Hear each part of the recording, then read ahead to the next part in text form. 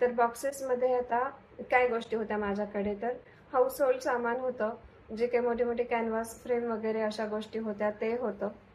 Shoes, books ह्या अशा गोष्टी होत्या, म्हणजे मिसलेनियस आयटम. ह्या गोष्टी आम्ही त्या बॉक्सेसमध्ये पॅक केल्या आणि बॉक्सेस भरून त्यांच्याकडे दिले. म्हणजे त्यांच्याकडे दिले काय, त्यांची सर्व्हिस अशी आहे की ते आपल्या घरी येऊन बॉक्सेस घेऊन जातात. आपण फक्त बॉक्समध्ये सामान भरायचं. ते आपल्याला एक असं पेपर देतात की त्याच्यामध्ये बॉक्सच्या आतमध्ये काय काय सामान आहे ते आपण त्या पेपरवरती लिहायचं आणि तो पेपर नंतर ते बॉक्सच्या वरती चिटकवतात.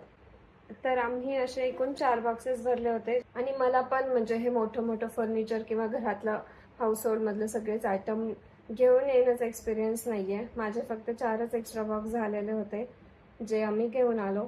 आणि त्यामध्ये पण अशा फार काही वस्तू नव्हत्या की ज्यामध्ये कस्टमला वगैरे काही प्रॉब्लेम येईल. पण तरी बघूयात, आता ते बॉक्सेस आल्यानंतर मी तुमच्यासोबत शेअर करेलच की बॉक्सेस कधी आले, त्यातल्या वस्तू कशा राहिल्या, काही डॅमेज वगैरे तर झालं नाही ना, आणि परत कस्टमला वगैरे पण काही प्रॉब्लेम येतो का. तर हा सगळा माझा एक्सपिरियन्स मी परत तुमच्याशी शेअर करेलच. पण आता जर तुम्हाला कोणाला काही हेल्प हवी असेल तर मी सजेस्ट करेल की तुम्ही त्यांच्या साईटवरती जा आणि तिथे सगळी इन्फॉर्मेशन दिलेली आहे ती चेक करा, त्यांना कॉन्टॅक्ट करा. म्हणजे तुम्ही मेसेज फोनवरती त्यांच्याशी डिटेल बोलू शकता. आणि त्यांचे प्राइस वगैरे पण आम्हाला रिझनेबल वाटले. म्हणजे एअरलाईनपेक्षा तरी त्यांचे प्राइजेस कमीच होते.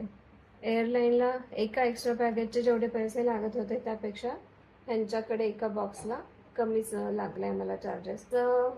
वेट वगैरे जे काही आहे ते एअरलाईनच्या एका बॅग एवढंच अलाउड आहे.